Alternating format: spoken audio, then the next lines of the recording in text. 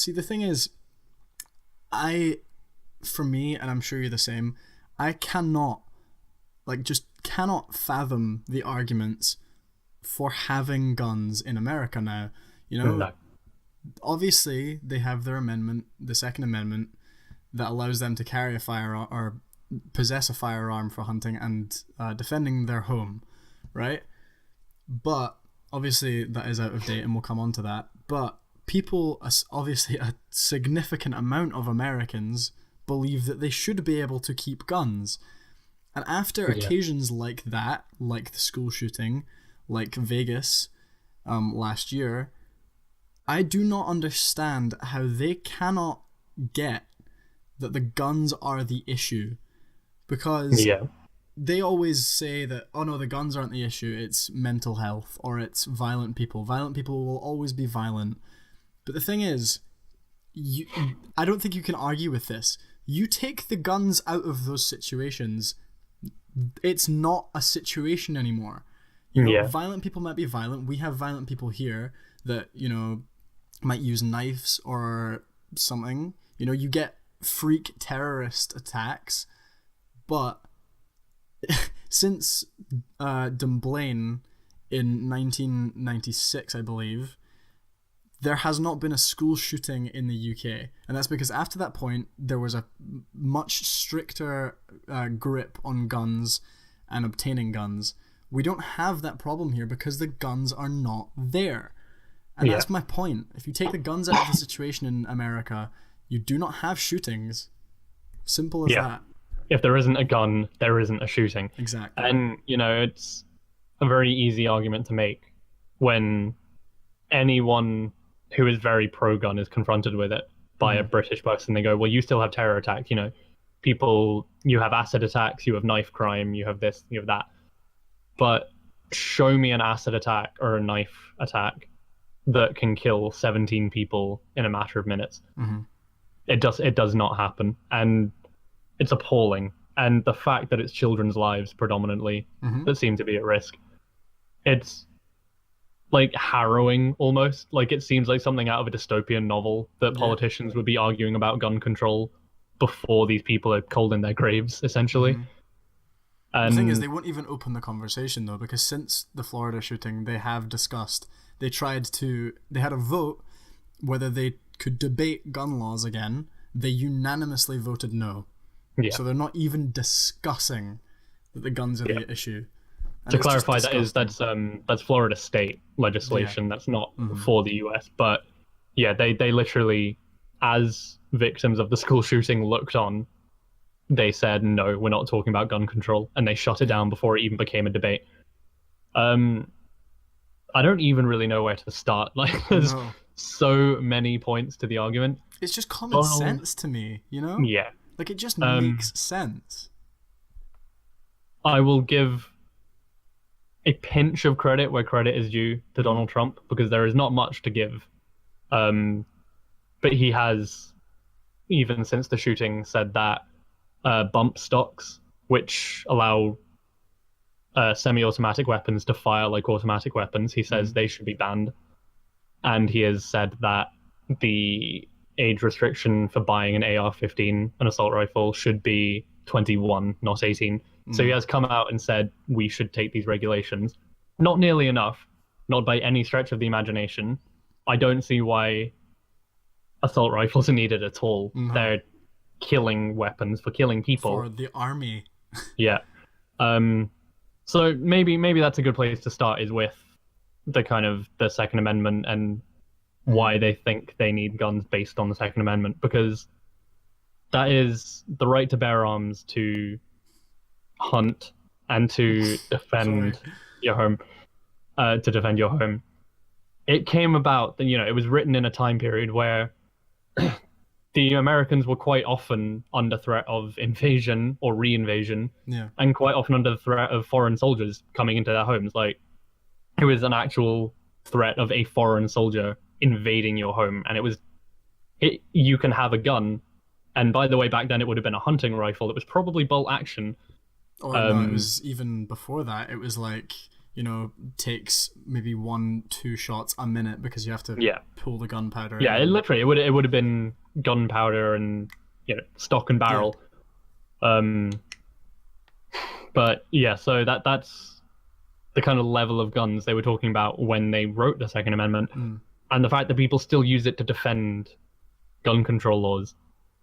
Because who, in their right mind, still thinks they need to defend their home from foreign invaders? And it's one of those arguments where now they're like, okay, well, I need a gun because somebody breaking into my house could have a gun. And it's like, yeah, but that wouldn't be the case if you just didn't have the guns to begin with. Yeah, if they don't have a gun and you don't have a gun, that's not a problem. That's my point. Exactly, You take because the guns nobody's away. getting shot. Exactly. Like I said earlier, I can't imagine the arguments for why you should have guns, but I did look them up because I'm intrigued. And the argument for that, right, for the whole it's outdated thing, is apparently if you start looking at the Second Amendment as being outdated, you can then look at all the other amendments in the same way. Yeah. So people start, the founders, they didn't think about mass communication when it came to free speech. So maybe we should look at free speech in a different way. Or maybe we should consider, I think it's the Fourth Amendment, which is about being searched by the police. Or like having your phone searched or something. And like, they didn't think about phones when they made that up. The difference in that is, right, mass communication has developed. Being, privacy has developed. But guns have developed in a way that you can kill 100 people in under a minute. Yeah. You can't do that with mass communication or privacy issues. And if you want to use that as an excuse, if you want to say, oh, well, if we have to look at the Second Amendment, we have to look at every amendment, do it, because it is an outdated document. I'm speaking from an outside perspective because I'm not an American and I don't know intrinsically what that means to them. But it's a document that was written a very long time ago and it is outdated, and maybe it should be inspected, line by line for, okay, can we actually still interpret this in the same way, or do we need to go back and look at it? I mean, I think one of the amendments is about not having to quarter soldiers in your house in times of peace. And it's like, oh, that seems a bit outdated because I don't think many people do have soldiers breaking into their homes currently to have a nap. Like, well, that's another thing as well. Like, they think that, because America is one of the only countries in the world where the government doesn't have a total monopoly over the people, it means that if there's ever a tyrannical rule and the government take over, it means that the people can defend themselves because they have guns.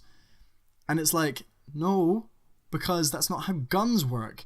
You would be fighting with a gun that, by the way, you would not know how to use, because guns are actually fairly complicated when you actually use them. And then you would be fighting an army by the government who had drones, airstrikes, a lot more weaponry than you would. So it does not make a difference. Plus, is there going to be a more tyrannical rule than Trump? Nah, well, we'll see. Yeah, I mean, we'll see. But that's just a garbage point. Like, for me, this is the thing. I have held a gun before, like an assault rifle before, but that's only because I did military training at school, right? Yeah. And when I was actually, I had to do a certain amount of training to get my hands on a gun. And when I did, they were like, right, look, the technical parts of this gun. You can dismantle it. You know when it's safe. You know when it's not safe. You know when it's loaded. It's not loaded. This is your responsibility now. You could kill someone. And as long as you know that and you are trained to use this weapon, you can use it to fire at a target. And there is a great deal in other countries besides America who allow gun ownership of, I think in Japan, you have to take a course. You have to take a written exam and you have to take mental and physical exams. Like, you have to be mentally evaluated by a doctor, physically evaluated. You have to pass a shooting range test. You have to prove you can safely fire it in, multiple times, whatever. And then you have to retake that every 3 years, I want to say. And in the meantime, while you have the gun in your house, the gun and the ammunition have to be stored separately. Yeah. And that's all to the end that they don't want you firing that gun at all. They don't want you to have to fire that gun. But if you insist on owning it, you're going to own it with full ownership of how it works, what it can do, who it can kill, And who's using it. Exactly. And it gives you a real respect for it because by the end of it, you do know I've only got this because they've deemed me responsible enough to have it. I know what it can do. I know who I could hurt if I decided to not be sensible with it. Whereas in America, there's background checks, but there's nothing to that extent at all. But see, that's my argument as well. You can tighten up on background checks and all that kind of thing, but at the end of the day, it's a very hard thing to control, right? Because whether you like it or not, you're controlling things, but there are guns in the hands of the public, which means that who's to say a violent, insane person kills someone who has a gun. They then take ownership of the gun and can go into a school and shoot some people. The guns are still there, so it's still an issue. You know? And okay, so you saw American Sniper, yeah? Chris Kyle, who was the real US soldier that was based on, the deadliest US sniper in history, I want to say. Bit of a badass, to be honest. Yeah, Navy SEAL, complete badass, like trained within an inch of his life, a lethal man. He was shot dead before he could get to the gun on his hip. And the full story is, him and his friend went out on the range with a US vet who they were trying to help because he was experiencing PTSD. He was a bit disturbed.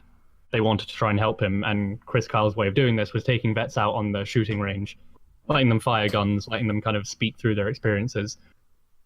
On the drive, supposedly, and there's text message evidence of this, Chris had messaged his friend, his buddy he was with, and said, "This guy seems dangerous. Like, he actually seems like he's going to be a threat to us." So he acknowledged that there was a threat.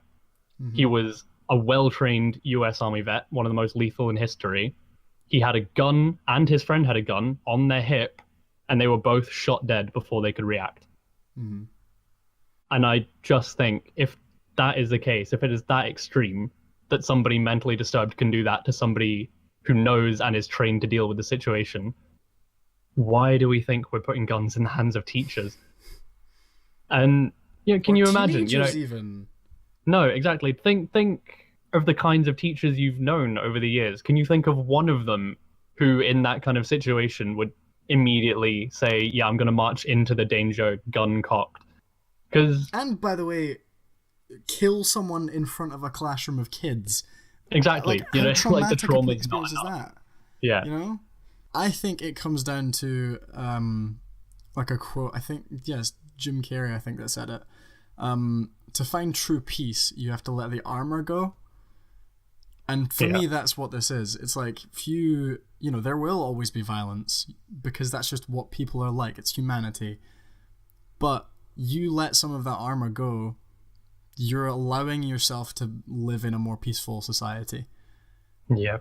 And it's something they won't allow themselves to do. No. I think the most shocking thing I heard was somebody declaring that it was his God-given right to bear arms. And it was shocking to me only because clearly that person either doesn't understand or refuses to acknowledge the fact that the document that entitles him to bear arms was written by people, not by God. And it's that kind of delusion that somehow, just by being born in the US, you get the right to have a gun, and it doesn't matter your state of mind, it doesn't matter your beliefs.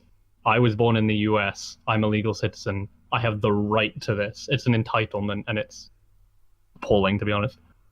That sense of entitlement is also grossly outdated. Because I think it's pretty clear from not only this occasion, but just from the events of the world in the past couple of years, that America doesn't lead the world in much, especially not in society, because they're okay with this kind of violence and children being murdered. They're okay with it, or at least their actions would show that. You know, Yeah. it's a sad situation. Yeah, you can say as many times as you want that it's a tragedy, which it is. But if you're not willing to prevent the next one, it's just empty words. Yeah. Yeah. Well, anyway, we should move on because it's a heavy topic. Absolutely. It's put us in that kind of mood, but yeah. Obviously let us know what you think. If you have any strong opinions, if you live or work in America, or if you just have a differing opinion to us, if you live in the UK, do let us know. Again, all the links and everything will be at the end of the show.